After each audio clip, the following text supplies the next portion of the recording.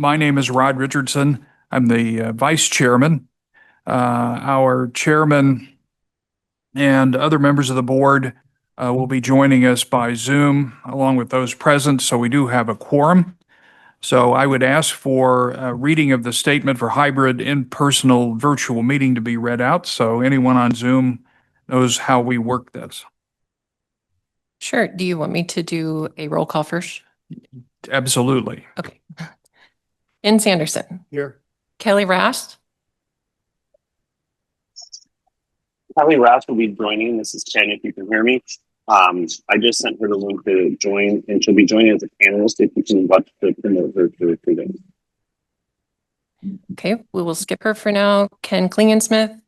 Present. Rod Richardson. Present. Fred Wingert. Present. And Kelly Rast.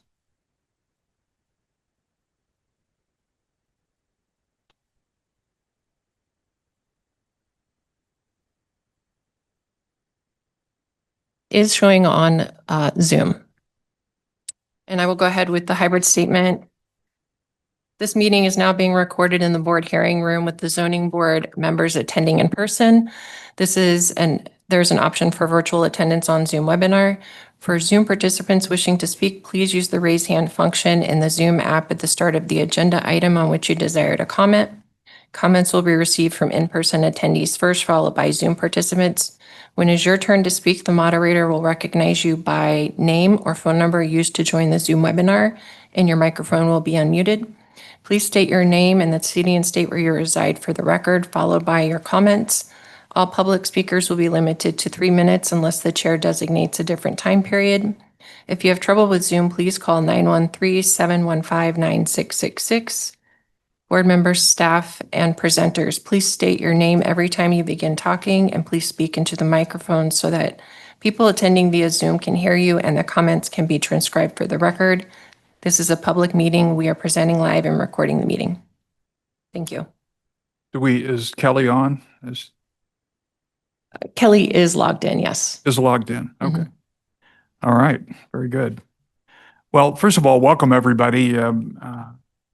This meeting will address 3 specific applications, so we'll get to those momentarily, but procedurally, the first item on the agenda is whether or not anyone on the board wants to add, delete, or revise anything on the current agenda. Do we have any motions to add, delete, or revise?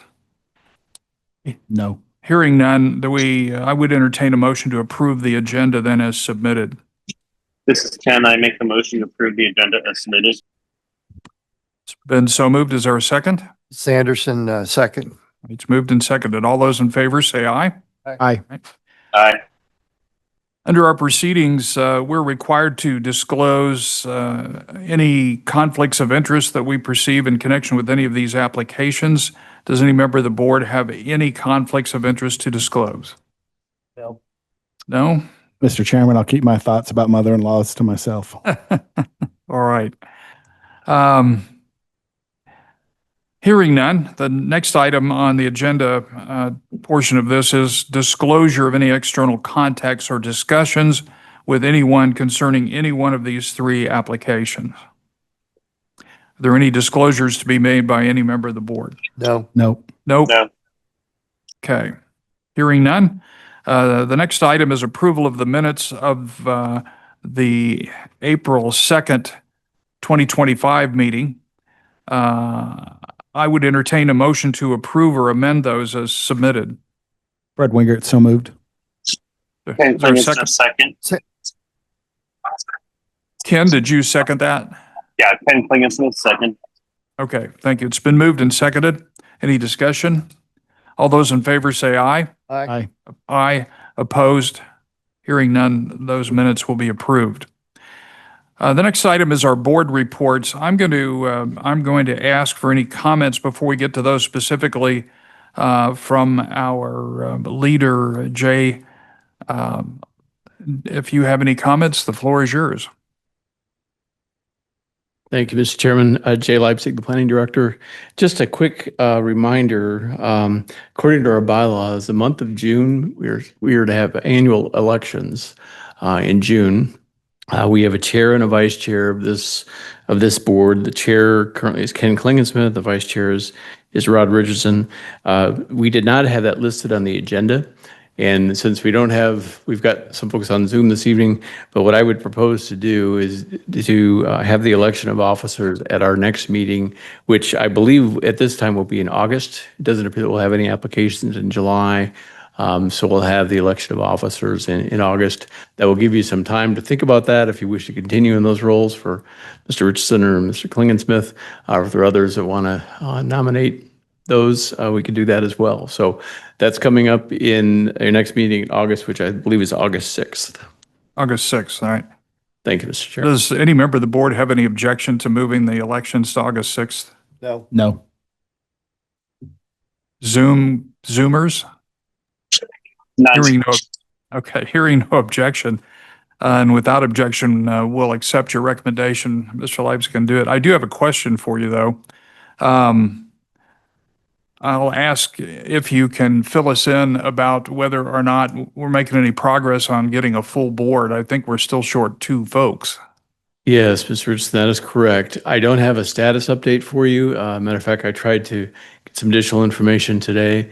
I do know there was a couple of Facebook posts. I think there was an ad also in the Stillwell newsletter about looking for possible nominees. So I'm hoping that we'll get some names, but I don't have an update for you this evening, Okay. unfortunately. All right. Well, thank you for that information. So we'll move the elections for board officers to our next meeting on August the 6th. Rod, And it's- hopefully, Rod, yes. This is Ken Klingensmith. One of the Yes, sir. positions that are open is Julie Brewer's appointment, and Julie has reached out to the community and has solicited nominations and folks interested in being on the Consolidated Zoning Board. She has received several inquiries from individuals from the Stillwell community, or excuse me, Aubrey Township and our area, the east part of the county. And she is exploring and reviewing those. That is part of what Jay was just referencing. So Julie's working on her nomination for her, someone from her position for the one position that's hers to join. Okay, very good. Hope she's successful with that. Thank you, Ken. All right, moving on with our board reports. Sean, Board of County Commissioner actions? Yes, thank you, Mr. Chairman, members of the zoning board, Sean Penley, county planning staff. For planning, start with Board of County Commissioners actions. There were 3 applications, if you recall, at the last meeting of this board on April 2nd. They were all related to Metcalf 211 development. There was a revised preliminary development plan, conditional use permit, and final development plan for medical waste services, and a final plat for Metcalf 211 6 plat. Those applications were all recommended for approval by this board, and they were, final action was at the Board of County Commissioners meeting on May 1st, and the board did approve those applications. For planning commissioners updates, we had, last meeting was just last week, May 27th. On that meeting, we had our consultants that we're working with on the zoning and subdivision regulations update, Clarion Associates, give an update on the status of our zoning and subdivision regulations update. As you know, it's a pretty lengthy process updating our entire set of zoning and subdivision regulations. We do have at least one member from the zoning board on the advisory committee, and there's other members from the West Zoning Board and Planning Commission. And so we had both the advisory committee meeting and the Planning Commission meeting last week with an update.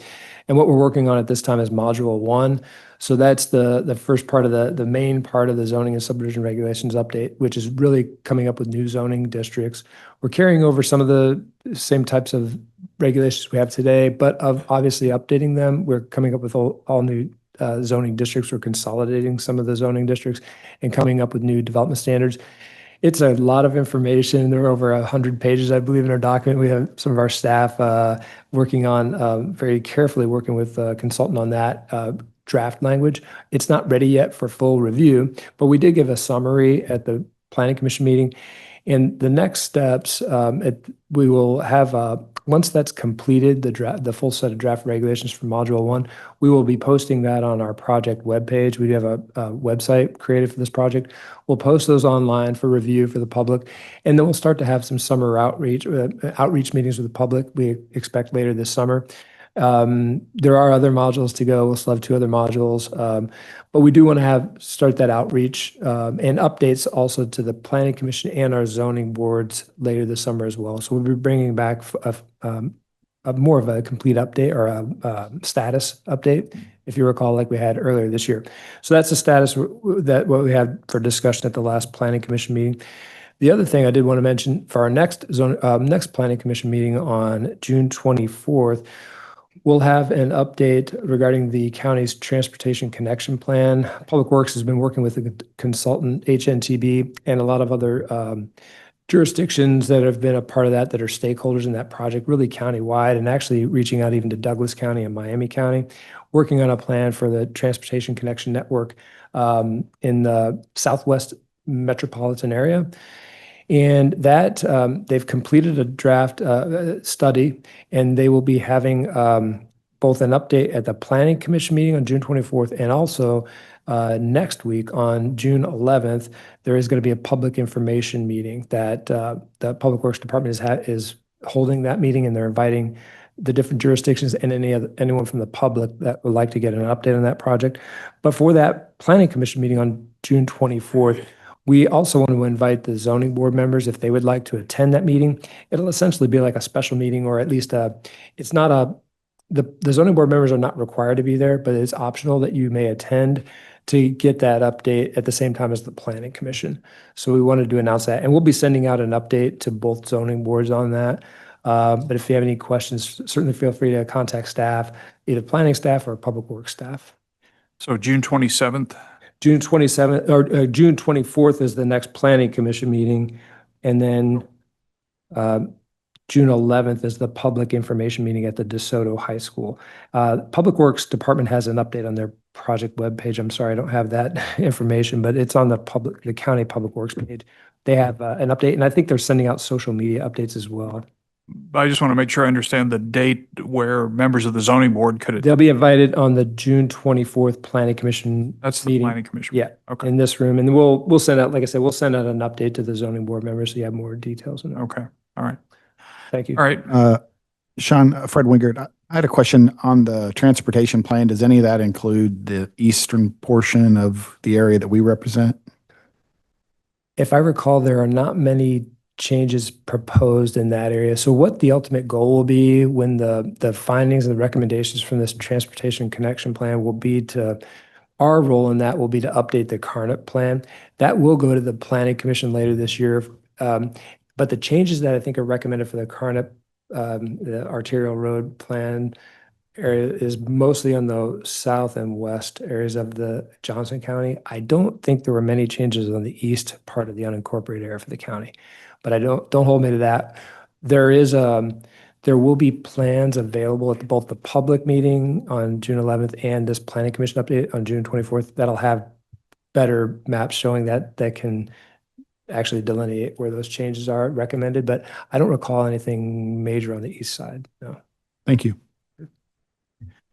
Rod Richardson again, just a quick question. You mentioned, if I understood you correctly, that and this can be a hypothetical answer, but you mentioned that some of the part of the consideration is consolidation of some of the zoning districts we have now into maybe combining 2 different districts into one, et cetera.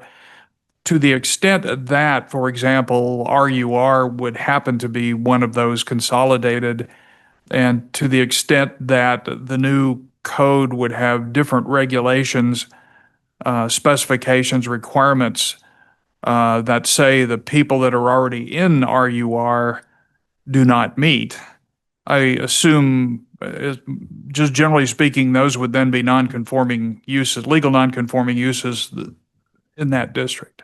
Well, I could say definitively the RUR district is not going to change. We're going to carry that over and just rename it to an RU. It's still going to be an rural district and minimum 10 acres.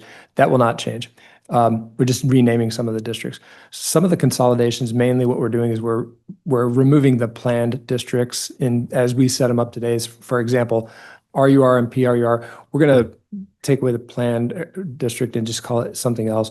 And there are other examples of that, PRLD, and then we're just going to remove those and just create one district for those. But there will be different agricultural districts, different, rural district, different residential districts, different commercial districts, and different employment districts. But there won't be planned districts, just as an example. So we're basically going to kind of cut in half the number of different zoning districts. But you're right on the second part of the question. Whenever the new zoning regulations are adopted, we will update the zoning map, so the zoning classifications will change to whatever the new zoning regulations are. There may be some uses that, and some properties that will have will be creating non-conforming situations potentially. I don't know the full detail of that. That would be a great question at the next meeting with the Planning Commission and any other future updates. But there will be more details on that. But we're not going to be creating a situation. There will still be the situations where there's non-conforming. Right. Lots, yeah. The only reason I ask is just hypothetically speaking, because this would be a legislative change, not requiring, notice and the usual neighborhood notice and all that we'd normally go through.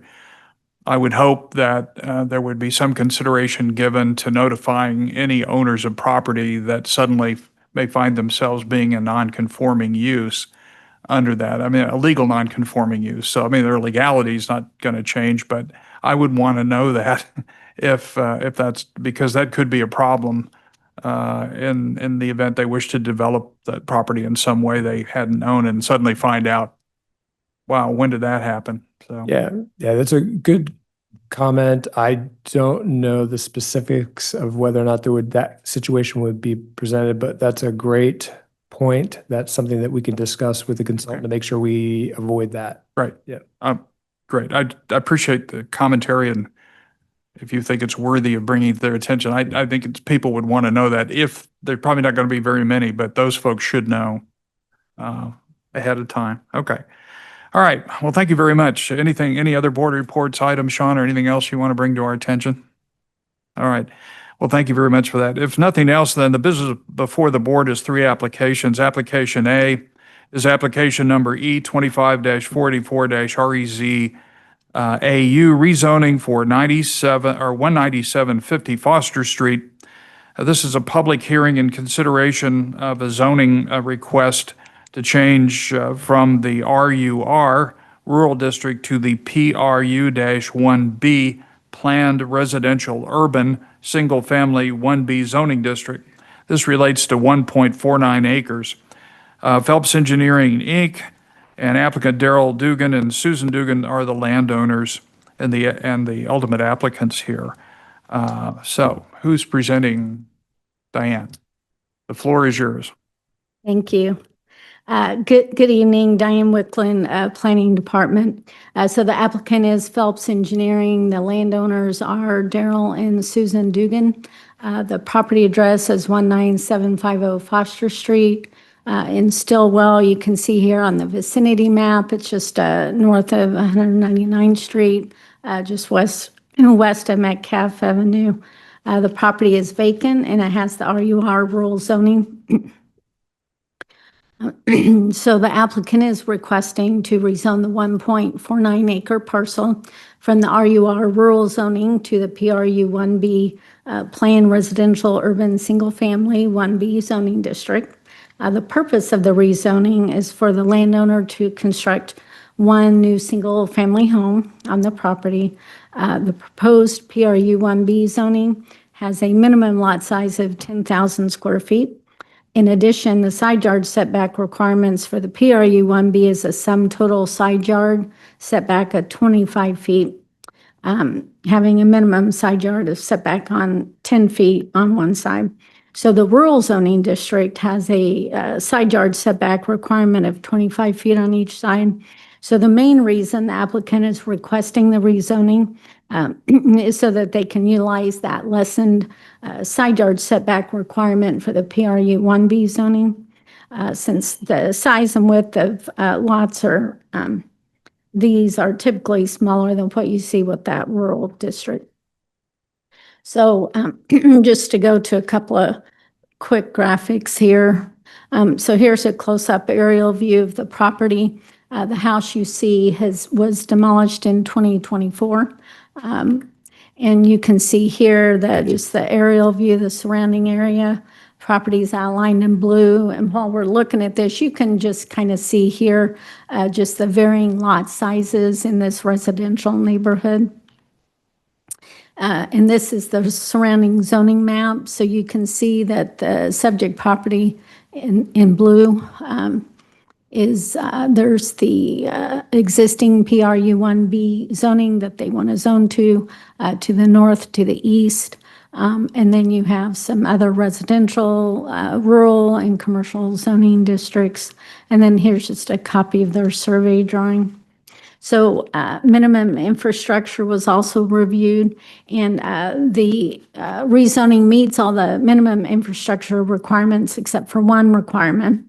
And that is, so the applicant is requesting a waiver from the Category 4 requirement that Foster Street be constructed to a Type B collector street standard.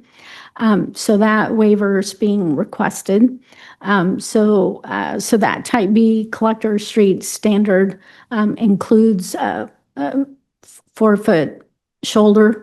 And so Foster Street in this area currently doesn't comply with that Type B collector street standard because it lacks the shoulders. And so that's why they're asking for that waiver. They did have a letter of request. It's in the back of your packet and listed their reasonings for their request. Staff is recommending approval of that waiver, mainly because it would not endanger the occupants of the subject property or the traveling public, and that the lack of compliance will not pose a threat to the health, safety, or welfare of the nearby properties or the community at large. The Johnson County Public Works Department also reviewed that waiver request and did not oppose the waiver. Staff also reviewed the golden criteria as we do for a rezoning request. We concluded the following. That the proposed rezoning more closely matches how the subject property is being used today and is very consistent with the predominantly single-family zoning and uses of nearby property. And as you saw on those maps, the surrounding neighborhood does have a mix of zoning districts, land uses, and lot sizes. And so this proposed rezoning to allow construction of one new home is compatible with those surrounding this residential character of the area. And as I mentioned, there was a single-family home on the property, but it's since been demolished. And so the requested rezoning would have no detrimental effects to nearby parcels, just because the surrounding zoning and land uses are single-family. And adding back one new house will not have any negative effects to the area. In regard to the rural comprehensive plan, this property is located within the Blue Valley area plan in the growth policy area. And that recommends for infill development of low-density residential uses. And so this proposed rezoning that would allow one house on that 1.5-acre parcel definitely is keeping within that density of the comprehensive plan. Therefore, planning staff is recommending approval of the requested rezoning, and that also includes recommending approval of that minimum infrastructure waiver to allow Foster Street to allow it to remain as constructed as it is today. So the reasons for staff recommending approval of the rezoning are on page 9. And the reasons for the recommendation for the waiver are on page 10. There's also a proposed motion that I'll have up on the screen for the board's reference. And With that, I'm available for questions, and the applicant is also present tonight. Thank you very much, Ms. Wickland. Any questions from the board to our presenter? None from me. None? All right. We may have more, but I'd ask the applicant or Mr. Phelps if you have anything you might want to add to this. Thank you, Mr. Vice Chair. Harold Phelps, Phelps Engineering. I am representing Daryl Dugan this evening, the property owner. We really don't have anything additional to add. I think Diane and staff has done an excellent job in their staff presentation and be happy to answer any questions. Any questions for Mr. Phelps? No. I have one, and I'm just curious. I don't see an issue with this, but I'm curious as to why you didn't approach this with a variance instead of a rezoning. Or was that just a matter of the roll of the dice as to which way you want to go? I think it's probably a roll of the dice. I think once we have the zoning in place, then there's no question of future issues with side yards and things. So I think we just cleaned it up probably the best way possible with the rezoning. Okay, thank you very much. Thank you. This is a public hearing. Does anyone here in the audience wish to speak to this matter or on Zoom? Hearing none, I entertain a motion to close the public hearing. So moved. Fred Wingert. Second, it's Anderson. All right, we'll close the public hearing. That brings it back to us as board members to discuss this, or I would entertain a motion. Mr. Chairman, Yes. sorry, Mr. Mr. Chairman, this is Ken Klingensmith. Yes, sir, you have the floor. Can Elizabeth unmute Kelly potentially, or promote her to presenter so she can comment? She has no questions or concerns or comments that she messaged me, but I want to see if we can get her on record personally herself. Yes, I've tried to promote Kelly and it doesn't look like it's working, but I can allow her to speak. Okay, if you could do that, that would be great. She said try it again. But Mr. Chairman, Kelly did comment that she has no questions, concerns, or comments as I agree with her comments as well. Okay. All right. So I'll Am I again on? ask it. There she is. Thank you. Kelly, this is Mr. Richardson. You have the floor if you have anything you want to add. No, Ken spoke for me. No questions, concerns, or comments. I'm good. Thank you. Okay, thank you very much. All right. I would then, if there are no other questions from the board, either to the applicant or Mr. Phelps or anything else to discuss, I would entertain a motion if someone wishes to advance one. It's Anderson. I'd make a motion. Go right ahead. I'd like to move that the board approve the application number E25484 REZ requesting a rezoning the rural zoning district to PRU 1B planned residential urban single family 1B zoning district on 1.49 acres and including a minimum infrastructure waiver to not construct Foster Street to a type B collector street standard and to instead to allow it to remain as constructed as recommended by staff and for the reasons set forth in the staff report. Motion has been made. Is there a second? Fred Wingert, second. It's been made and seconded. Is there any discussion? This is Rod Richardson. I'm going to support this because I don't see any real negatives to it. I'd only make the observation, and that's why I asked Mr. Phelps that I'm always nervous about what looks like spot zoning or dropping a zone down on this property that really isn't consistent with the others. I understand the reason that was done. I would have probably preferred a variance on the issues because I think it would have been readily granted.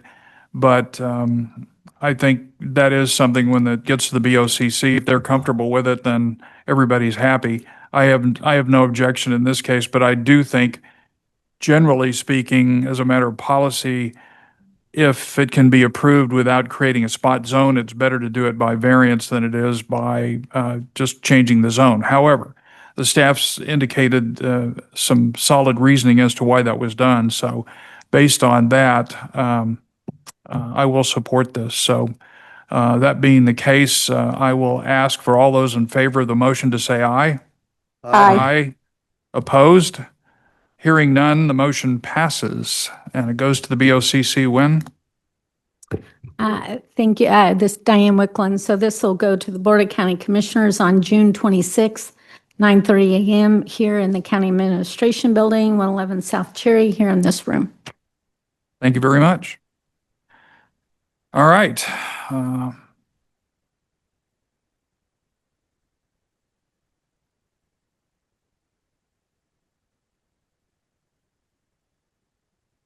All right, our next item is application number E 25-485 ADUP AU, accessory dwelling unit permit for 19501 Lowell Avenue. We're holding a public hearing to consider an accessory dwelling unit permit for a 1,020 square foot accessory dwelling unit on 4.72 acres zoned RUR Rural District. Stillwell Living Trust LLC applicant and Scott and Vicki Rogers landowners. So you can proceed to tell us all about it. All right. Good evening, Michelle Leiniger, County Planning staff. The application as stated is for an accessory dwelling unit permit. Just to give you a little background on our ADUs. We have two processes to allow for accessory dwelling units. One is a certificate process that is administrative, and this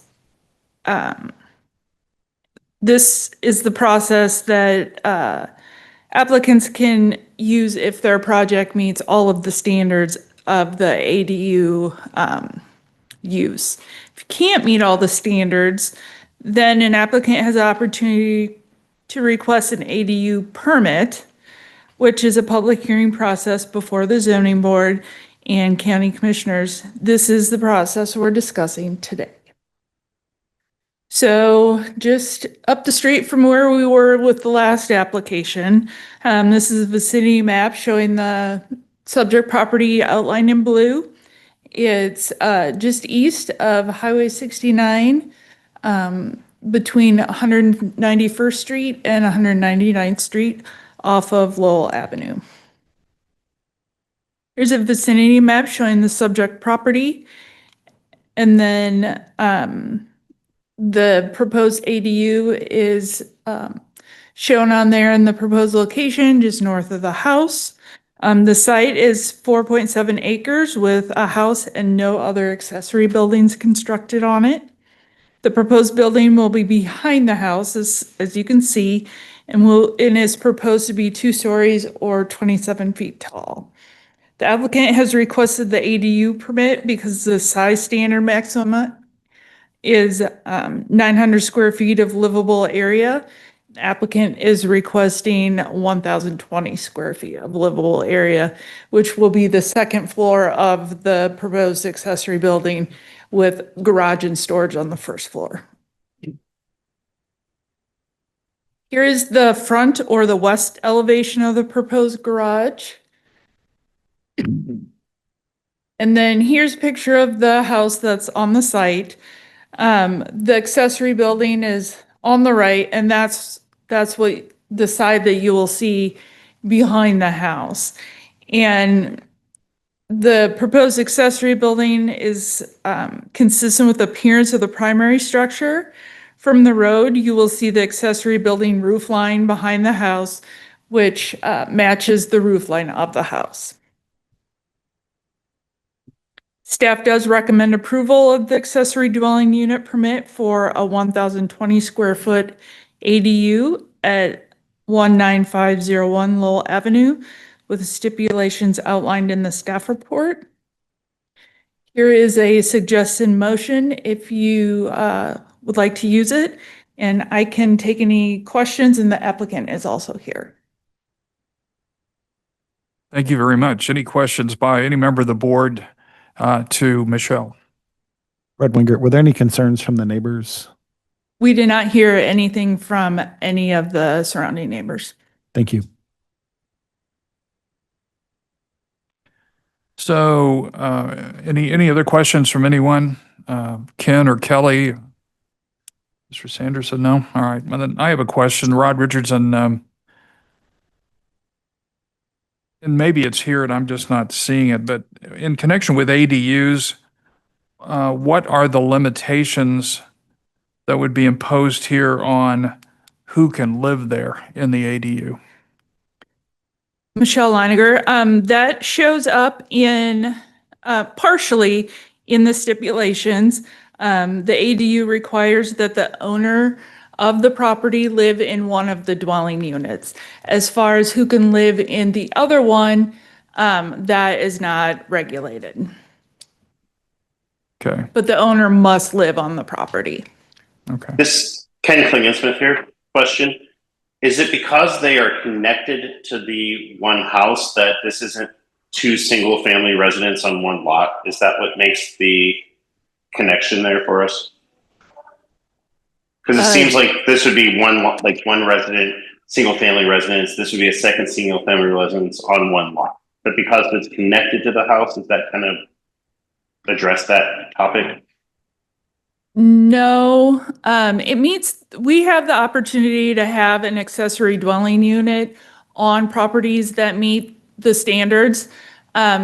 Like I said, we also have the opportunity for people to submit for something that's slightly different from the standards. It's not considered two primary structures. It has to be smaller than the primary house. It's supposed to be incidental. It's supposed to be accessory. It's an accessory dwelling unit. So it's smaller than the primary house. It's located in the garage. By definition, that meets an accessory dwelling unit. So this unit, Rod Richardson again, so this unit would be required to have sanitary facilities, kitchen, Of course, whole yeah. 9 yards. So Yes. basically, it's another smaller apartment or living unit on site, correct? I guess this discussion has been had, I'm sure, and long ago and far away.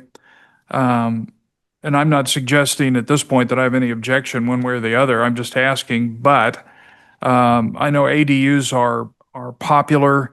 They speak to difficulties in housing, affordable housing, all of those esoteric issues. But the reason I asked the question about who could live there, essentially that means it would be available for rental, for presumably occupancy by anyone that would be satisfactory to the owners, essentially making it a multifamily location in a single-family area, would it not? Not necessarily. Yeah. Give me your Uh, best argument as to why that's not true. Mr. Chairman, Sean Penley, County Planning Staff, I could try to answer this. I know that can be sometimes a question because over time, it's true, it could be rented out. You're not necessarily sure who would reside there.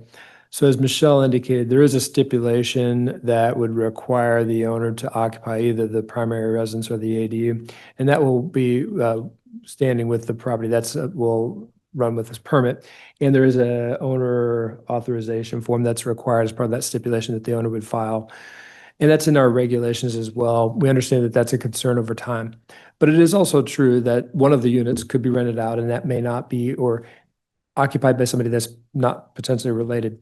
That's something that's really part of that intent too, though, because there's obviously a demand for it. We're seeing a really increased demand for these accessory dwellings. You see two of them on the agenda tonight. We have another one coming before the West Zoning Board meeting next month. And we get calls every week about a potential ADU.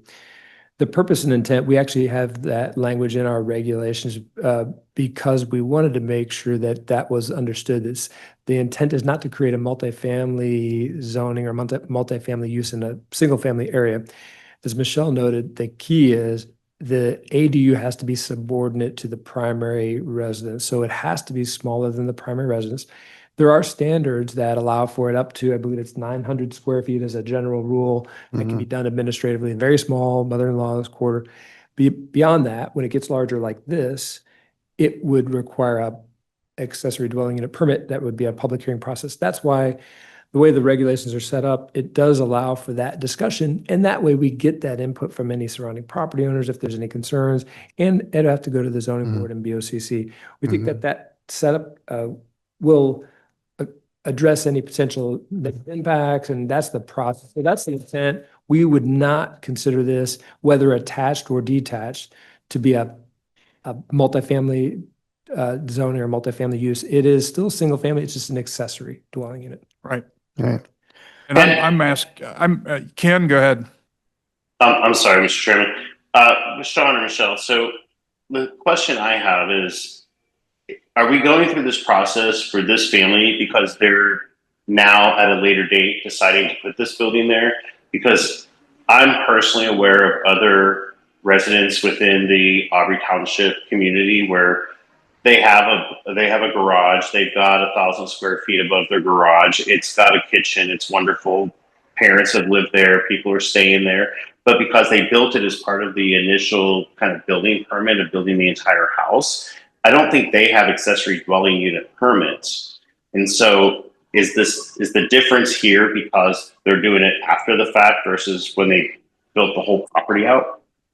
Or should those other residents units throughout Stillwell also have a ADU with them for that apartment that's got kitchens and plumbing and, bed and breakfast type kind of components to it that in-laws live in those environments? Just trying to figure out when do you have this and when don't you have this? Yeah, that's a great question. Sean Penley, County Planning Staff. We know that there are probably some existing accessory dwelling units in use that may not have been permitted. We would not necessarily know if those were created prior to adoption of the regulations or after. At any rate, accessory dwelling units at the time of the establishment of the zoning regulations, that was not in effect. So theoretically, it would not be allowed. But again, like with a lot of these types of situations, unless we know and have proof and evidence of, or get requests for them, staff may or may not know that they exist. If anyone is creating an accessory dwelling unit within existing structures on the property, they would have to go through one of the two processes, either the certificate, the staff review if it meets the standards, or the accessory dwelling unit permit public hearing requirement. It's a case-by-case basis. We know that that's a common issue with other jurisdictions have this problem as well. Cities deal with this. There may be some that are existing prior to adoption of the regulations. They may or may not need to be enforced. We would generally only find out about this when somebody is coming in with a building permit to either add on or renovate, and they're going through the process. At that time, that's when it's best to catch this. Otherwise, we as a general rule wouldn't know if somebody has that. So it just depends. It's a case by case basis. We'd have to look at the individual circumstances. But if anyone is wanting to create a accessory dwelling unit on their property now, they would have to go through one of these two processes to be legally permitted. I'd like to take a moment to give you a little background. After 25 years of being on this board, I was on the committee that started this accessory dwelling regulations. This came about by a retired golfer who resided in southern Johnson County. I'll keep his name out of the picture, but he has won the British Open. And he built an accessory dwelling for his mother-in-law. And it was way and outstanding beyond your farthest imaginations. It was nicer than my house. But the county felt like we didn't have any regulations about accessory dwellings. So hence the board commissioned a committee years ago to form this structure. No, we didn't get into mitigating who would, our big thing was that the owner lived there. But to get into your mother-in-law, or you didn't like your mother-in-law, or your wife's friend living there, we don't care. One of the things I did lobby for was at least a 1,200 square foot, which is comparable to this application. I thought the 900 square foot was restrictive several years ago. And I can't imagine myself and stuff. This also, the part two of my comments was designed for seniors and or people that had been living in these piano key lots, as we call them, to stay there if they desire to, and stay on the premises and have a child or another family friend or advocate for them to stay there or the other one. This is the first one I've seen, which I think is ingenious, to have the catwalk. Because you're running the utilities, it looks to me like via the catwalk over to the main house sewer and then going out to the septic if I've got the plan right, which I think is an interesting scenario. We didn't get into catwalks 8, 9, 10 years ago, but you're going to see more of this on piano key lots of 4 acres or plus, and people that want to stay put and stay there and or have help in staying on their property. It is not a duplex. That word almost upsets me when I hear that word. It's not a multifamily project. That word also upsets me so. And it's not regulated as to who, what, where, or when can live there. It's just the only really stipulation is that the owner must be on the property and sign an affidavit or something to that effect. So I was behind this type of concept years ago, and I think it's a wonderful use for, again, 5 acre plus or piano key lots and people wanting to provide additional housing on their domain without having to relocate. Thank you, sir. Excellent explanation. Let me ask a couple of questions. Started. And again, I'm not saying I'm opposed to this at all. I just want to understand because there is a genuine effort underway among many nationally to eliminate single-family residential zoning so that you can essentially build anything, anywhere that you want. I don't know if that's a good thing or a bad thing. But we don't make the rules here. We're just an advisory body, so the rules suggest that this can be done. The only question is, are you within the rules? My question, because we do discuss these things and because the consultants are obviously going to have to decide what they think about it on this new zoning code, the question that some people will have, and I think it's a legitimate one, and that is, well, if anybody can live there and I've got enough property on a given area, and let's say there are 12 houses, all 12 have accessory dwelling units with 12 more families. Now we have 24 families living there instead of 12. Is that or is that not multifamily? Well, the legal answer is, well, it's whatever your code says it is. But it's like saying, well, under most people would probably say, well, if you went from 12 families to 24 families, it's got to be multifamily, but if the code said it isn't, that's the problem I have with it. I think we're inconsistent in the code itself, and I think that's something consultants should look at. I think this addresses a lot of issues about housing that are legitimately there, that provide the same thing Mr. Sanderson suggested as to why these are appropriate. But the fact of it is, there are those people that bought into single-family neighborhoods that have vested rights in single-family zoning, and the question is whether this ADU uses are effectively stealth multifamily zoning. I don't know the answer to that question, but that's a question that ought to be asked and answered, because if in fact we decide that this is a societally good issue to allow this, as Mr. Sanderson would suggest, and we have it on the books, then some attention ought to be, made to perhaps changing the definition of multifamily, because the reality of it is, if you get enough ADUs in an area with enough other folks on it, the folks that are single-family residents are they're going to think, was what happened here? Now suddenly we have a different character of the neighborhood, and the legendary beginning of all zoning considerations is, does this change the character of the neighborhood? A single ADU, well, that'd be pretty hard to argue. But a bunch of them throughout, that begs that question.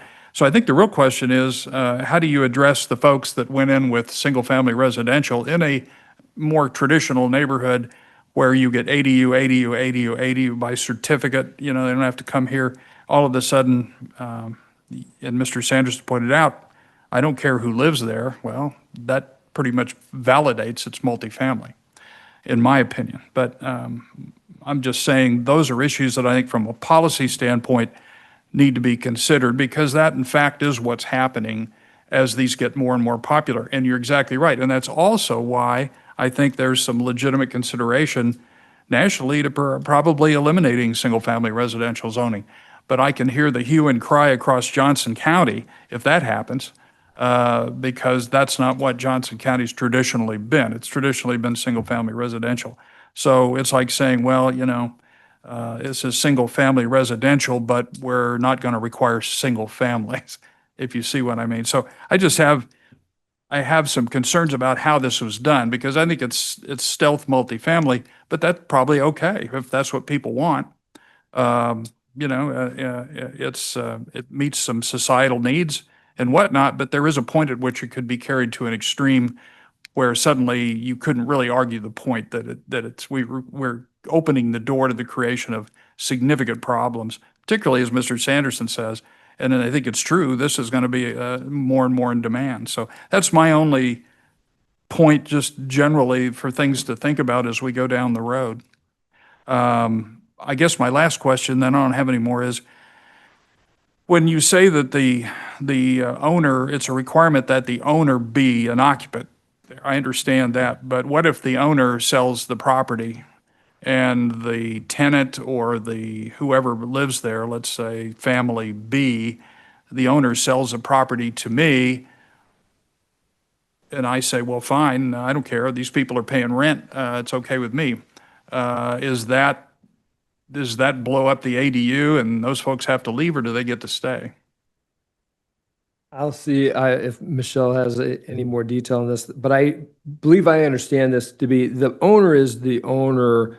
That may change. The actual property owner may change, but the property owner must reside on the premises. So if they sell it to the new owner, they're going to be subject to the same requirements. I don't know if they necessarily need to file a new affidavit or a owner's authorization, but the same requirement would apply. So if it does become a full-blown rental and there's not living there, then that would not meet the requirements. So I think it's still being enforceable under that respect.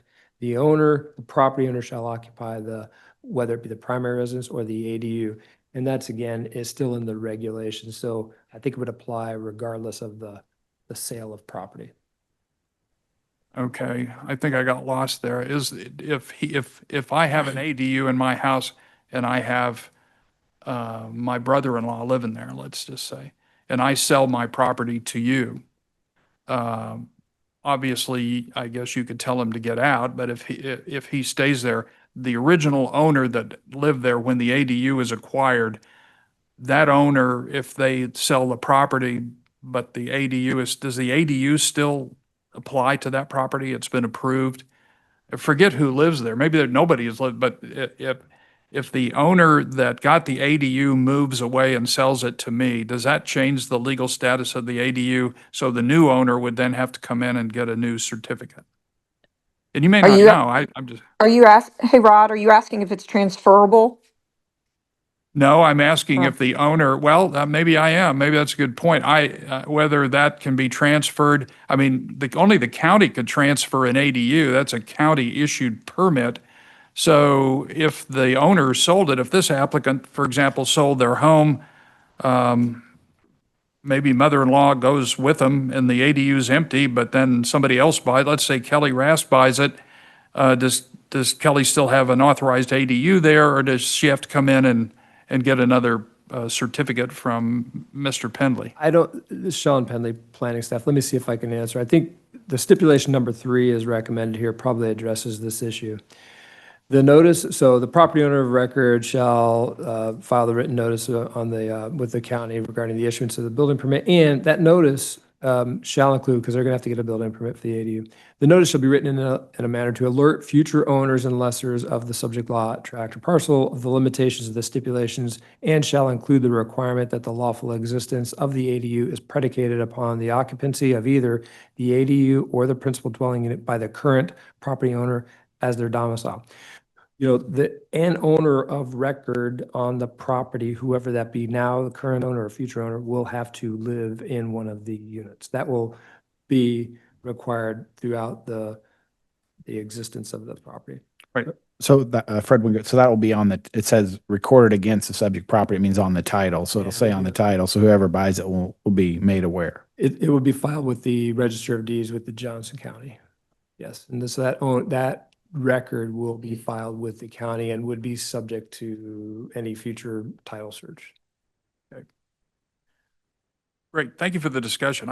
I find this of considerable interest for the same reason Mr. Sanderson does. I think it presents some very interesting societal questions of a need to have this sort of thing, but at the same point, it raises some disturbing questions for people that thought they were buying into a single-family residential as to what that means. So it means kind of looking at how we define single-family residential. So maybe those things will be considered by the consultants. Well, and I think sorry, Chris, Ken Klingensmith, and Mr. Chairman, I completely agree. I think that this should be addressed by the consultants, because the first thing I'm thinking is this is Overton's Park's way to get around it. Like, hey, you have a single family residence and you can put a dwelling on your property, and now you've got apartments.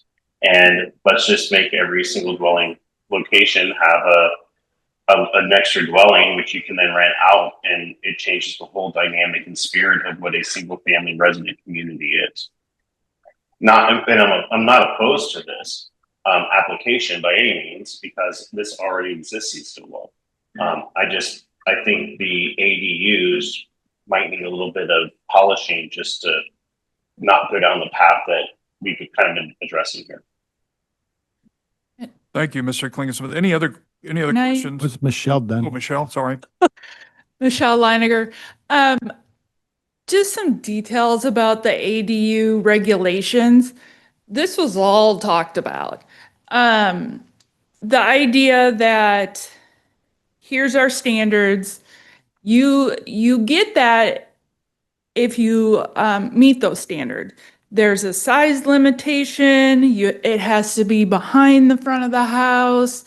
You have to live in it. I mean, there's some safeguards built into that.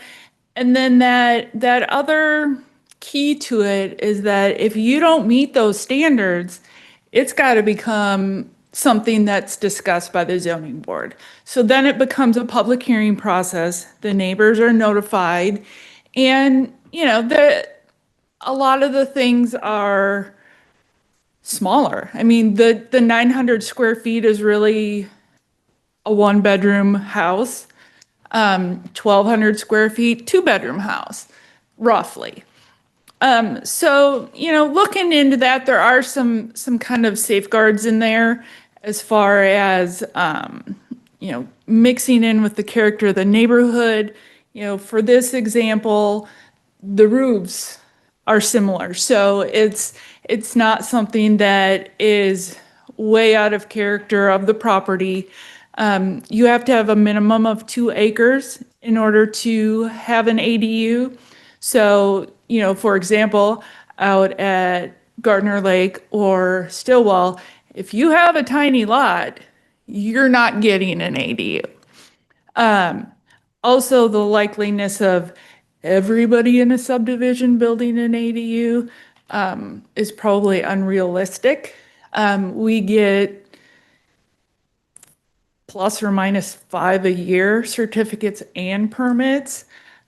So we're seeing them. We have people constantly asking about them. Often they're wanting to build 2 houses, same size, similar size. And that's not what this is about. And so we're very careful about those requirements and standards, and anything that is over what was felt to be acceptable comes to the zoning boards and the Board of County Commission. So if either of the boards find that it isn't appropriate, maybe your house is 7,000 square feet and you want a 5,000 square foot ADU. Not really sure that meets the intent. So it pulls in a lot of different things, and we do have those what we feel are safeguards to not have not everybody can afford to build an ADU. There's also a situation of septic systems. Whether you have to upgrade the septic system to allow an ADU, whether you have to add a new one, that can be considerable cost. So there's all kinds of different things that come into play when we do look at this. So it's really a lot of consideration that these do blend in and they are subordinate to the primary use. Michelle, this is Ken Klingersmith. I appreciate the additional comments and clarifications. Thank you. Thank you very much. Rod Richardson, again, I didn't indicate, and I'm certainly not indicating that I'm opposed to this particular one. I'm asking questions on a hypothetical basis, but I do think this presents some concerns that ought to be looked at by the consultant staff and the BOCC ultimately about whether these regulations are tight enough, whether or not, for example, this presents any concerns with, firefighters, our fire department as to whether or not this presents a concern.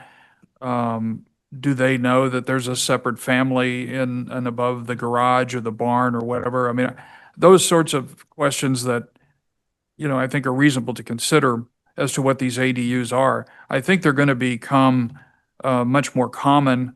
And I think probably, zoning like everything else changes, and there's societal pressures to change this to open housing up to address, a lot of housing concerns. So I know this is not going to go away. Since that's the case, I hope we kind of keep our eye on the ball on this.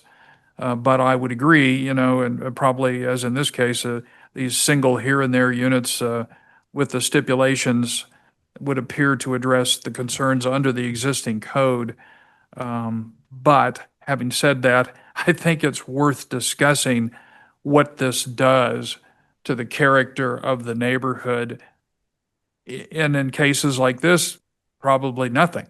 In cases where there are 12, 15 houses together with more ADUs coming in, then it does at least beg the question of whether we're changing that or not. But I think those are questions that those allowing ADUs really need to address, if nothing else, on behalf of the people that bought single-family residences there. And of course, each one of these could be different depending on who's occupying that unit. Is it so anyway, I'll leave it at that. Does anybody else on the board have any questions for Michelle or Mr. Pendley? No. Well, this is Kelly Rass. I just have a little bit of comment and clarification, but I agree with Rod and I agree with Michelle. I think it's easy to stay static with the property standards, roof type, size and all that. So that's black and white and that's easy.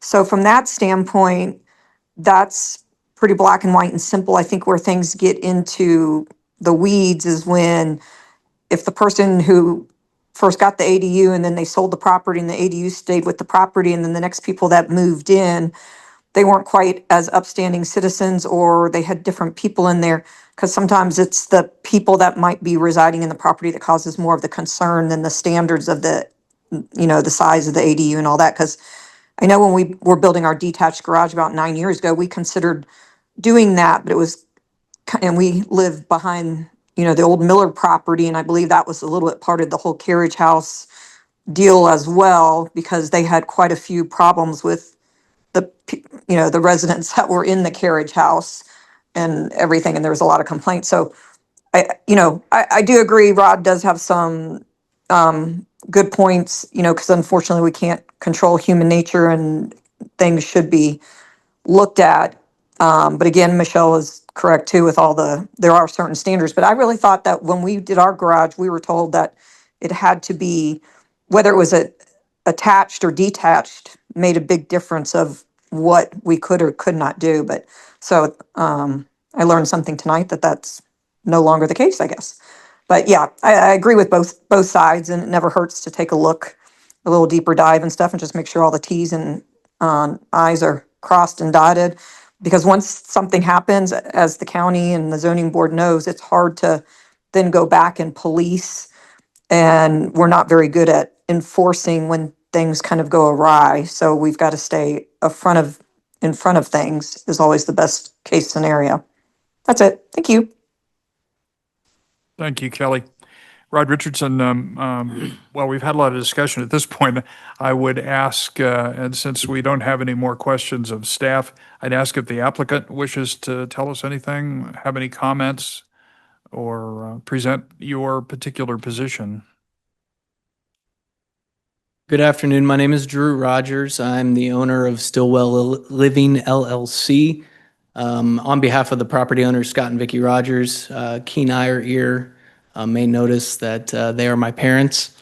I grew up in the house, and me and my partner, my brother, are building a garage for my parents. And as part of that, my brother wants a place to stay when he comes into town.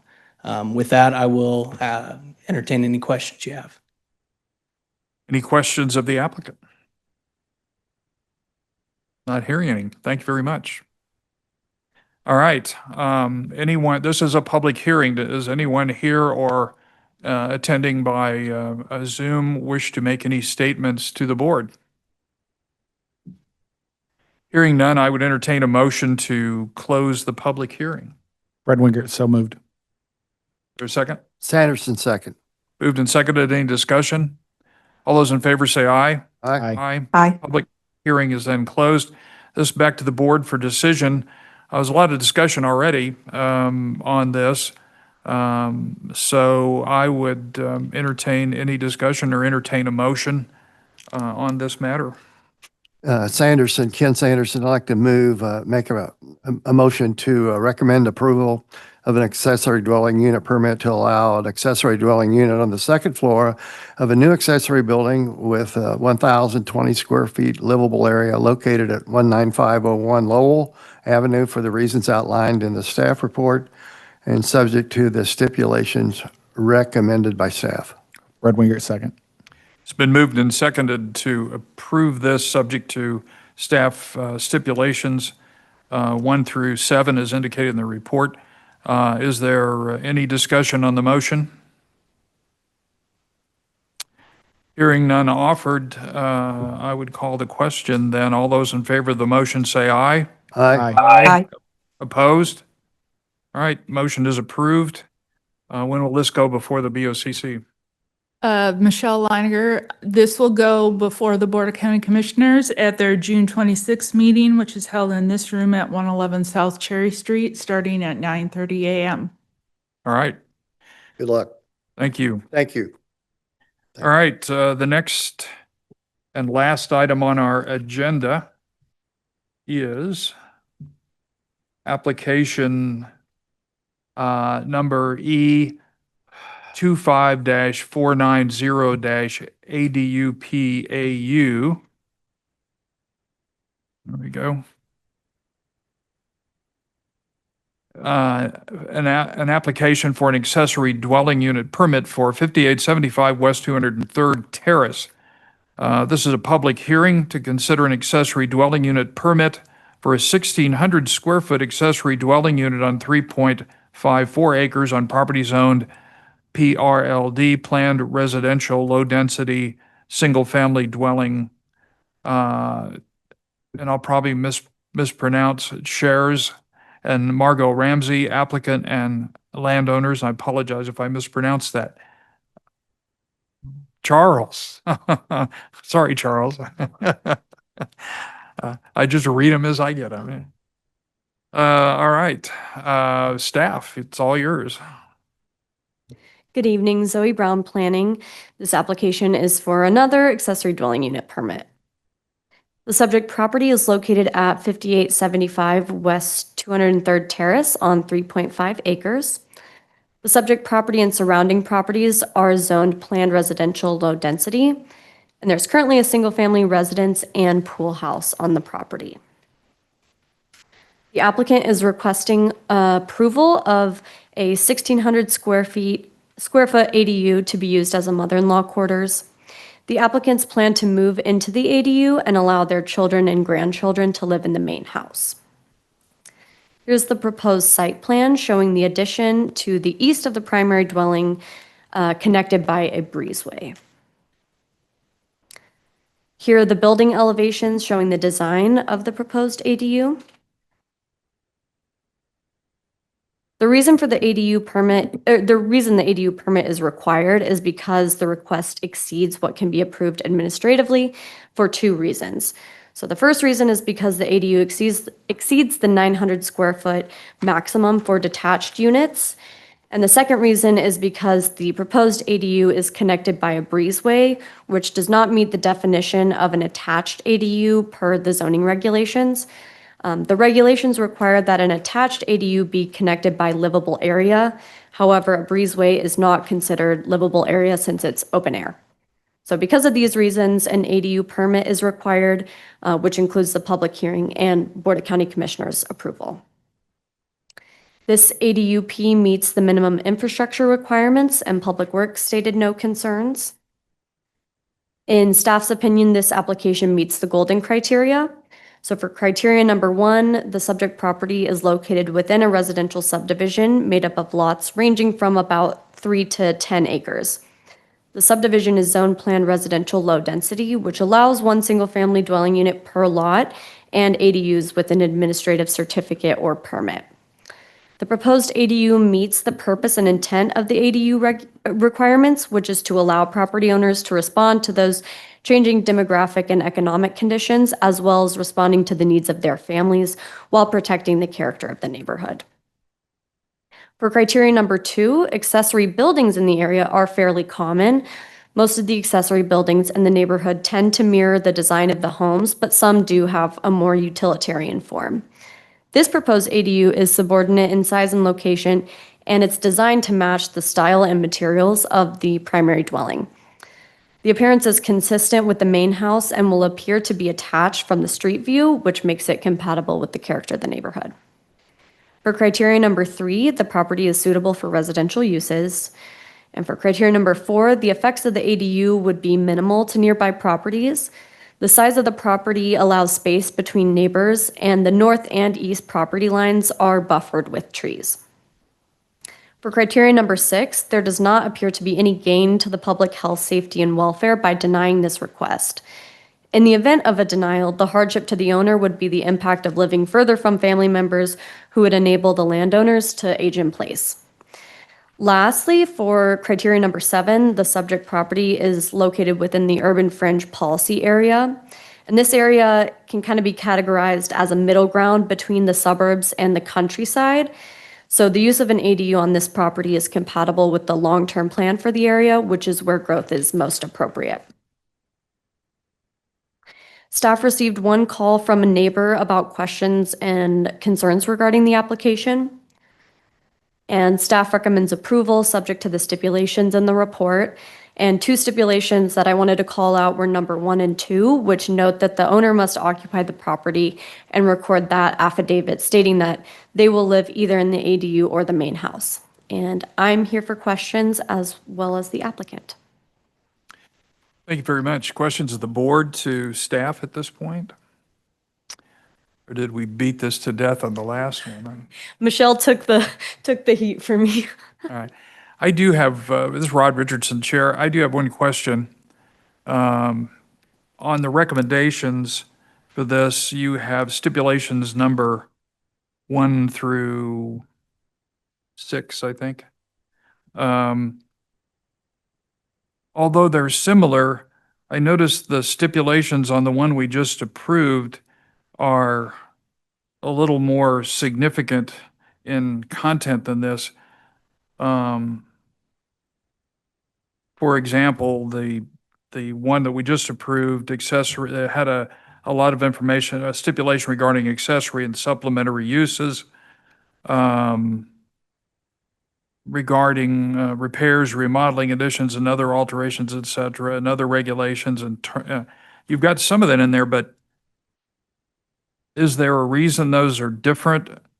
I'm just asking because I can't tell. Sean Penley, planning staff. I do not know the specific reasons why these stipulations are so different from the previous ADU application. I don't know if Zoe, if you have any specific idea. Maybe Michelle might know better. I will say this, this is often a question we get from our legal department. Some would say, staff, why do you have any stipulations other than this shall meet the zoning regulations, Article 20 or Article 18, Section, that's it, period. The more stipulations sometimes tends to be the more the debate and interpretation, but maybe Michelle could have some better explanation than that. Michelle Leiniger, planning staff. I will tell you that the majority of my stipulations are applicable whether they're in there or not. Most of those are the regulations out of the stipulation, the standards out of the regulations, sorry. So that's just kind of a regurgitation as a reminder to the applicant once it gets to the resolution point. That way they have the resolution, it's got those things in it. So they would apply whether they're in there or not. More of a reminder. Gotcha. Would you see any reason, if a motion was made to approve this, that we would be, that it would be appropriate to apply the specific recommendations of the previous application in place of this so that it is on the record that those reminders are out there? I mean, I like your stipulations on the last application. They were thorough. I fully understand what you're saying. It's like they're there anyway. But on the other hand, if those are underscored for this or any other applicant, I mean, or whoever they might subsequently sell this to, I don't think it materially changes anything, but I'd feel more comfortable if we use the same stipulations on both, because I think they're really good, and they cover the territory, and they do serve as a fairly significant reminder of the limitations of what you can do there. Mr. Pendley, do you see? Yeah, certainly the zoning board can make that suggestion to modify the stipulations to follow the previous ADU. I think they're the same requirements, just worded differently.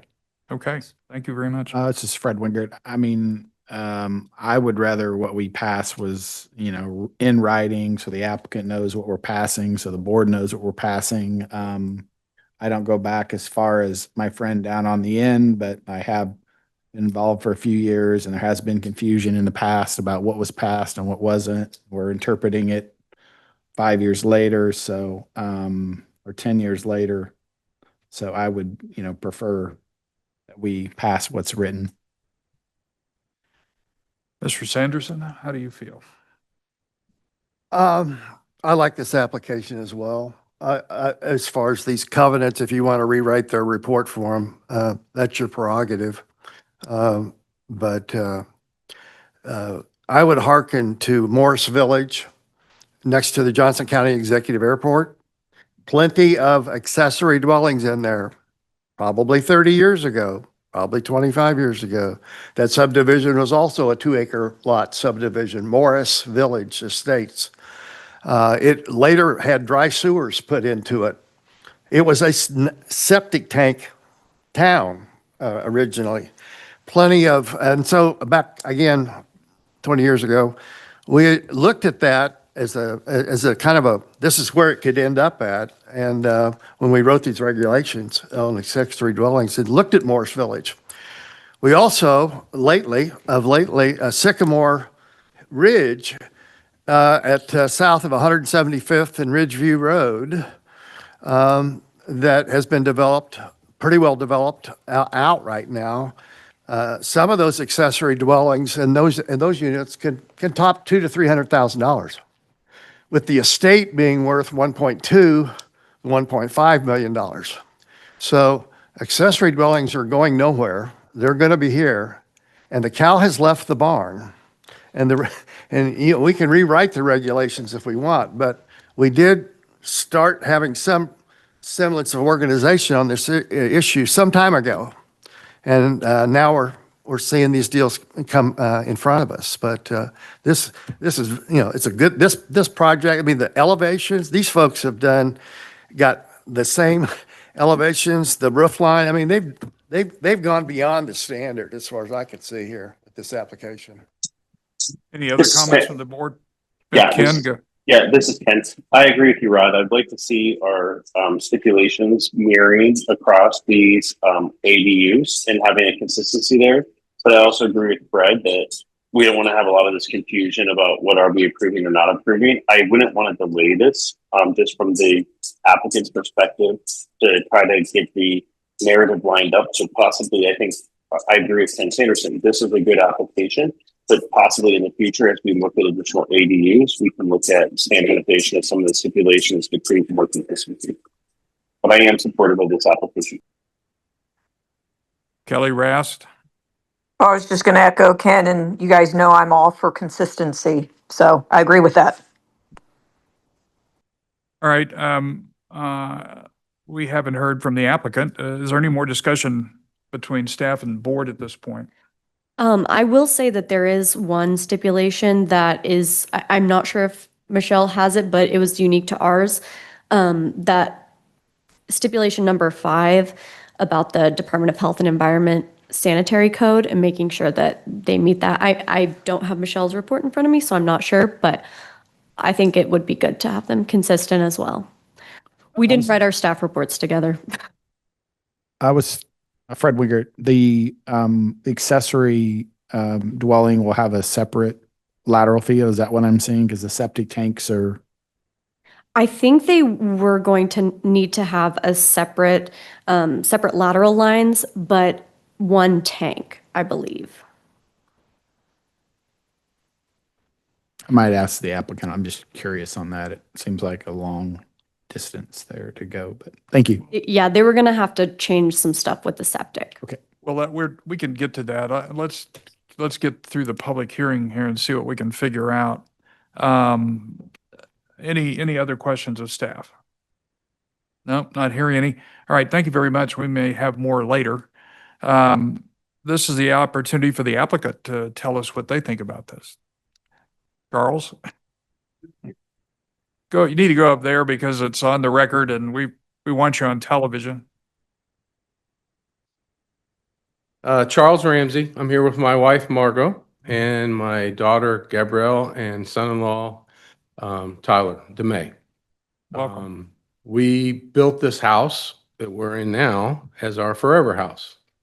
I spent several years playing sports and football, and my body's not what it used to be, and I'm about 1.5 inches shorter than I used to be, and I've got all these things that are going to limiting me and are going to continue as I get older. So 3.5 acres is a lot to take care of, and we've kind of made it as our little oasis with our pool and our pool house. And my daughter and son-in-law have 2 wonderful little daughters that are granddaughters, and so we want them to take over our house. And I'm going to be the mother-in-law in the mother-in-law house with my wife. So that's why we want to do this, and exactly what you said. And I don't want to leave the property. I love our neighbors. I love the area. It's a very, most of the time, quiet, except for when the forerunners are running all over, right, Larry? But anyway, it's a very nice neighborhood. Love living in South Johnson County. But we built this house about 20 years ago, and we don't want to leave. And so that's why we want to build this accessory house. For my wife and I, 900 square feet isn't enough because we'll probably end up in divorce court. So 1,600 would be good, half the size of our current house, and that's what we want to do. In terms of the septic, yes, we're going to have to put in another tank. Zoe was very kind to set up a call with us and what was the gentleman's name? I can't remember. Zach Milburn. So we're going to, the current laterals on the east side of the house, we're going to put a 1,200-gallon tank for the accessory unit and run it to those laterals. We're going to have to put another lateral on the west side of the current house, and there's two 1,200 tanks there, and we'll just run a line right to those laterals. So yes, so we're going to have the extra cost of adding a separate septic, but that's fine. But that's what we're here for. We sure love to do this. So All right. I appreciate you all taking the time, spending your evening for us, especially the last group. But any questions for me? No, we probably can't fix your height problem. It seems to be. But I thank you for your commentary. That's good. And I think from what you've discerned that the concern here isn't your particular application. It's just how we deal with ADUs generically going forward. And Sure. that's for us to work out. Sure. So if you don't have any questions for us, we'll let you sit back down. Okay, thank you. You rest your body. Thank you. All right. Anyone else wish to speak to this matter that is either here or on Zoom? Hearing none, I would entertain them. Oh, we do. All right. Yes, sir. Name, address, and you have the floor for 3 No one minutes. else had to give their address.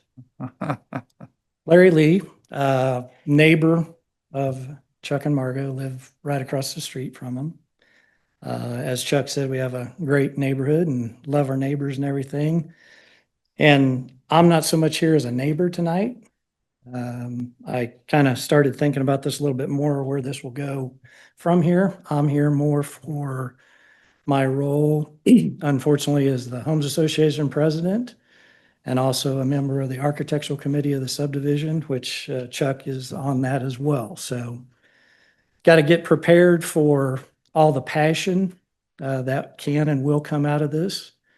You got to love the passion, but the passion doesn't normally bring love. So one of the things that I thought was kind of anecdotal to the staff report, and I had talked with Zoe earlier today, and I didn't think it was really relevant, but in the previous one, it sounds like maybe it is, the size. When you look at this application and what is planned to be done here, the footprint of the ADHU is basically the same size as the existing facility, the existing residence.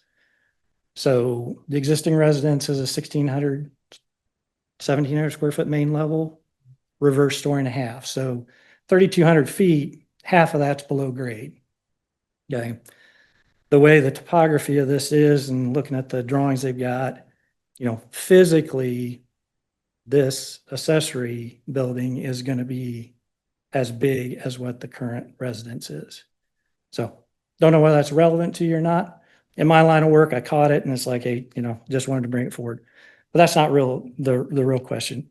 I want to get prepared for questions that I know will come if this goes forward. And, the challenges that a lot of subdivisions are going to have that have declarations and stuff for single family residencies. So, our subdivision explicitly excludes, I know you don't like the word duplexes, but it's another dwelling unit, apartments, stuff like that. So we've got that. We also added supplemental declarations for rental. That rental can't be done on any lot without approval. So there's lots of things that I think subsequent to this, unfortunately, I'll have to work through. So I want to be as informed as I can to be able to talk through those. The recommendations, when I talked with them, with Zoe earlier today, it sounds like these recommendations, follow through with the property, such that if, their plans get changed, whatever, the property sells and transfers to some other ownership, that these would go with it. The thing that's a little concerning that I heard earlier is that my question was, is this body going to enforce this down the road. So if it sells, like I say, I'm not worried about anything that he has planned for it. And I don't think anyone else would be, but we know things happen and, properties transfer ownership. So are these stipulations basically saying, that, the property owner has to be there? The livable area is a maximum of 1,600 square feet. Because, it's 1,600 square feet based on what I see in the drawings and everything on the main level, but there's gonna be a full basement underneath it. So, is it ultimately gonna become a 3,200 square foot house at some point? That's not what their plan is, but so anyway, so if you start looking at it that way, you got a 3,200 square foot existing facility and you could have a 3,200 square foot, additional dwelling. So those are things, so I didn't get a warm fuzzy that this entity can really enforce these recommendations and stipulations down the road. Did I misunderstand? Yes, you did. Okay. Okay. But if you have any other comments, I'll let you finish them up and then we'll address your issues, because I think you raised some legitimate issues we should respond to. So we'll be prepared to do that. Is there anything else you'd like to tell us? I know what you're asking and we'll address that. Okay. If you want me to do that now. Yeah, I mean, there's really not, I mean, those are the main things. Because like I say, I know at some point I'll get bombarded with questions. Right. And, it might just be one or two people, but I want to be prepared for what this body is going to do to present some of their concerns potentially. Well, first of all, I think it's important to understand that this body, as you referred to, you're really talking about the county, Johnson County. This body is a recommending body. Okay. We recommend this to the Board of County Commissioners. They can agree with us or disagree with us or send it back to us for further consideration. But the final decision is going to be made by the BOCC. And then if anyone or any affected property owner disagrees with their decision, whatever it may be, then they have the right to take the matter to the district court and ask for the matter to be reviewed to determine whether that decision was arbitrary and capricious or illegal in some way. So there's plenty of due process up the line.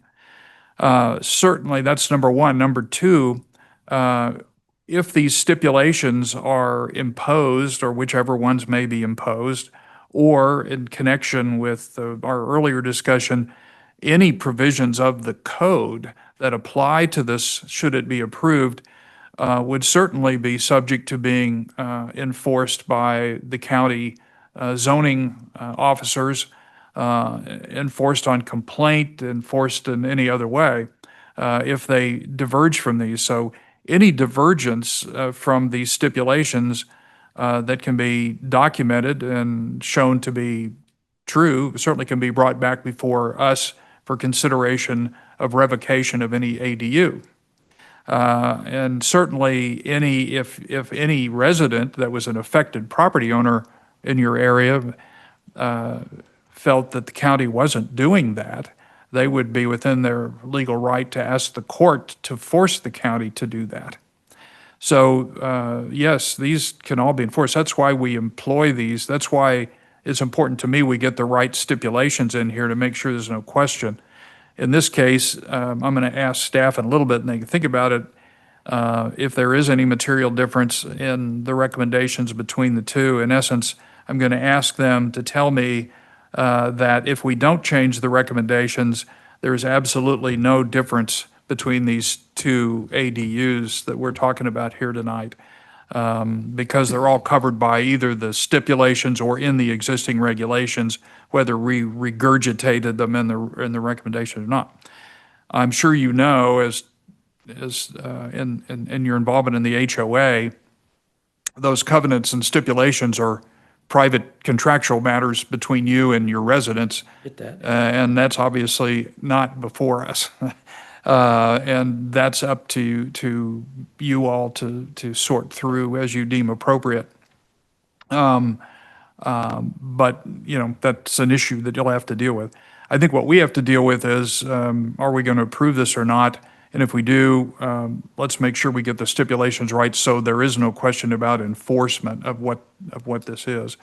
But obviously, for the applicant, they're going to have to deal with the HOA side of this thing. You mentioned the 3,200 square feet. Right now, from what the staff is reporting, this is a 1,600 square footer. They can't go any bigger than that. So if they decide to get a contractor and improve the basement of the ADU and add another 1,600 square feet, then I think Mr. Pendley would agree, would you not? That would be a direct violation of, and whether, even if they made it 1,700 square feet, it's going to be a violation, subject to cease and desist or injunctive relief or whatever the case may be. No, and that's fine. And that was kind of one of the questions. So that would be something that you would enforce. Like I say, I'm not worried about them trying to do that. No, I understand. It's, what does the future bring? And, so, Sure. yeah. But these would apply to the property, not to the owner. So if they sell it, Mhm. then any Yeah, no, other I mean, owner would that's- still have to comply with the same stipulations or come back to us and ask for a revision.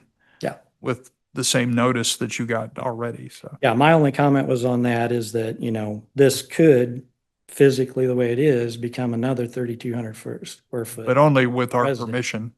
Yeah, and that's fine. Yeah. Right. I didn't want people to be the perception that, it is I would- physically a subordinate structure. Well, I don't have any idea who might be on the board at that time. Were I to be on it and that request be made, there is no way I would ever support that. I mean, I think this is pushing the edge of it already. So, but looks like it's a nice Oh, yeah, plan. yeah. Yep. I think my concern's never about the applicant. It's always, what's this going to do in the future for all the reasons we discussed in the previous applications. But these minutes, your comments will go with our comments to the Board of County Commissioners. And you can go to the Board of County Commissioners and you can tell them what your concerns are as well. But they're certainly in the record. And I think they're noted. And I hope our response, at least as to us, yes, they're enforceable.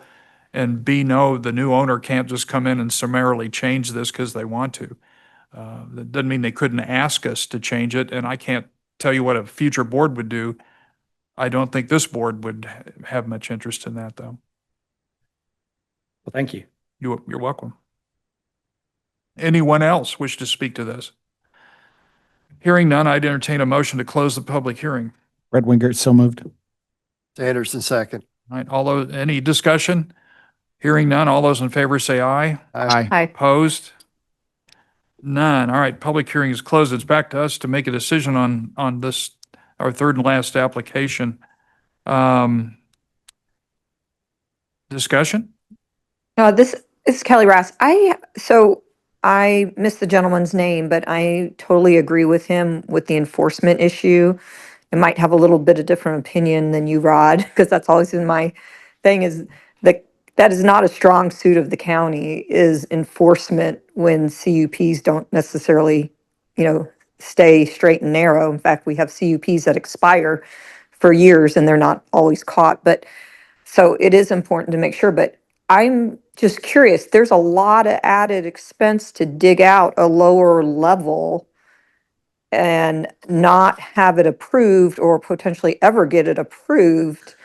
Why would they be spending the cost on that? And I'm certainly not, it is reason for concern because there can be a lot of things done. I mean, there's lots of people that build a room and they don't call it a bedroom, but they use it as one later, or so, the safest way, if we are, because they're already getting extra square footage for this ADU, why should the plan even have the potential risk of building out a basement? And I'm not, I'd even love for the applicant to explain why they would want to pay that extra cost if it's never used. I mean, I know what the cost is to go into doing that.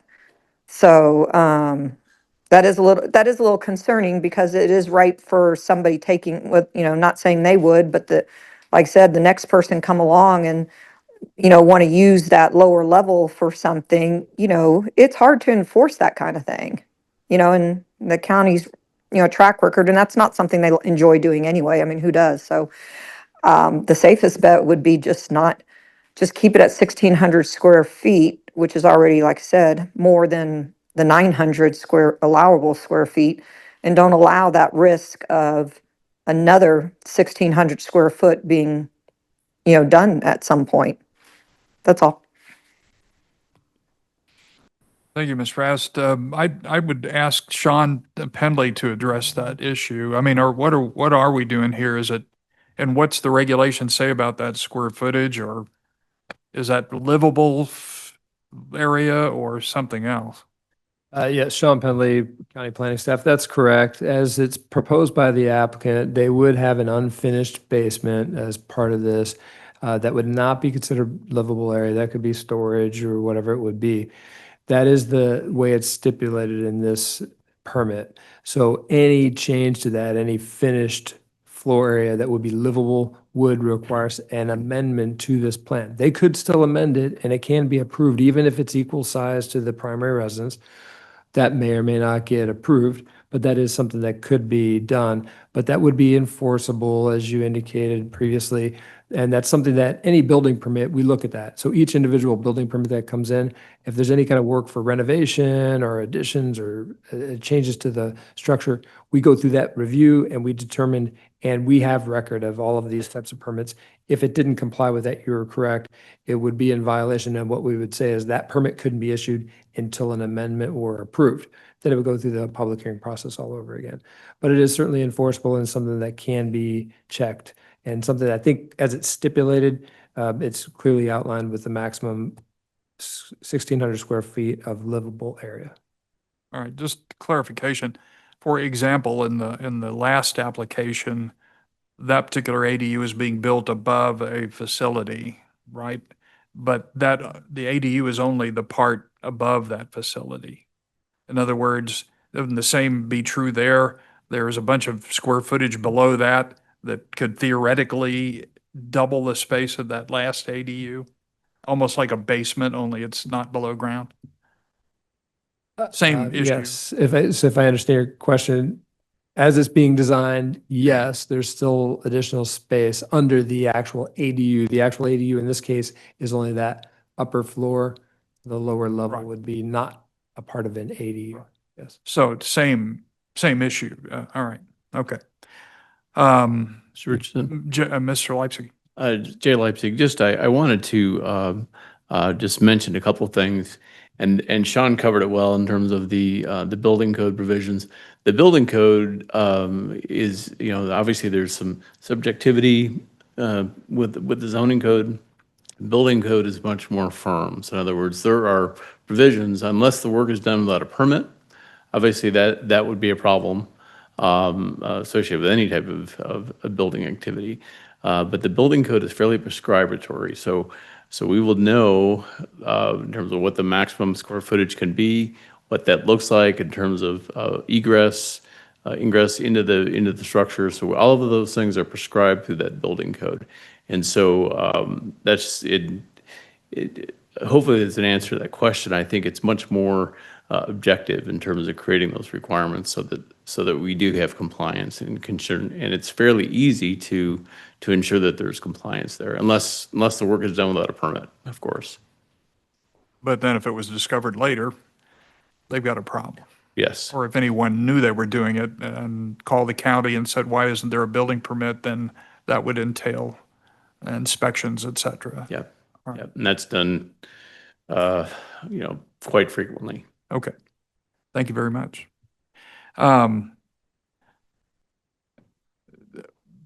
I guess it's Rod Richardson. I guess, it raises us, again, the question of things I think our consultant needs to look at going down the road on whether these ADU regulations need to address this issue. But we just approved one, and we've approved most of these that we've approved have been over something with the potential of just what we're talking about here happening below it, whether it's above ground or in a basement. I don't I guess I'm assuming probably what's intended here is they're going from a great big house to a smaller area and they need someplace to put the other house in the basement to store that stuff. The same could be true for the last ADU. So, but I think we're faced with approving this based on what we have today in the rules. So I don't know how you could efficiently say they can't have a basement here when we just approved these that are essentially above a larger facility. I mean, we're be totally inconsistent to do that. But I do think that's something that they ought to look at. So I'll ask the board members for any other comments they've got on this, and then we'll get to the decision. But my question to staff, either any one of you or all of you, is if we approve this based upon the 6 recommendations as written for this ADU, is there any material difference on what this applicant is required to meet standard-wise from the ones on the other application? Or is it just simply a matter of the other application just simply regurgitated regulations that are there anyway? Sean Penley, planning staff, I would say that I looked at these carefully again, the 2 stipulations of the 2 different ADU permits. They are almost the exact same in terms of requirements. There's only a couple of differences. As pointed out earlier, the requirements for the septic system on this particular application. Previously, the other application just talked about general codes and regulations. They're referencing all of the same requirements, just worded differently. Right. So I don't think there's any material differences between the 2. It just would be anything specific that you would want to be called out. Same requirements, just worded differently. Okay. That answers my question. Any other discussion by the board? Kelly Rest, I just had a question. On the last one, wasn't that a garage underneath it though? So the ADU above was the living space and then it was, I was interpreting that main floor as a garage because it had garage doors or whatever. But I think that's correct. I think that's accurate. That's No correct. different than a- Yeah, the different previous than a application, basement. the ADU was a garage with a living unit above the garage. okay, I kind of look at that as a little bit different, but just wanted clarification on that. Thank you. Any other discussion? Yeah, this is Fred Wingert. I understand the concern about the basement. I mean, in addition to storage, I mean, basements can be a place of safety. There's an HOA in this neighborhood. If expansion in the home is going on, construction, it would be sizable. I'm sure that the HOA or neighbors would notice. Every neighborhood has someone that notices everything that goes on, and I'm sure it would be appropriately reported. So I appreciate the fact that the applicant has attempted to blend in the addition where it looks continuous, if you will, and I support the application. Any other thoughts? Anybody? All right, I would entertain a motion on this if someone wishes to propose one. Fred Wingert, planning staff recommends approval of the. Is it? Yeah, I think it may be the next one. Fred Wingert, I approve application number E25490 ADUP to allow a 1,600 square foot accessory dwelling permit subject to the stipulations in the report. Kelly Rast, Sure. second. It's been moved and seconded. Any further discussion? I'll support this based upon the fact that these stipulations and the regulations taken together essentially make the 2 ADUs we've approved tonight subject to the same requirements. That's the only discussion I have, other than I again think tonight's discussion points up the reasonableness for the consultants and staff to look at this issue, given the discussion that's occurred, and determine if any other recommendations might need to be made to change it, tighten it up, or make other improvements in it. I'll call a question. All those in favor of the motion say aye. Aye. Aye. Opposed? It is approved. When will it go to the BOCC? This will go to the BOCC on June 26th, and it'll be held in this room at 111 South Cherry Street in Olathe. All right. Thank you very much. Any other business to come before the board? Any other business by board members? I entertain a motion to adjourn. Fred Wingert, so moved. Second, Sanderson. Moved and seconded. Any discussion? All those in favor say aye. Aye. Opposed? Thank you, everyone. Staff, Well done. Oh, hey, this is Keller Ask, just a FYI to staff and everything. I will be flying back in town on that Tuesday when the planning commission meeting meets. So I may be absent and may not be able to jump on Zoom either. Just as a heads up. Thank you.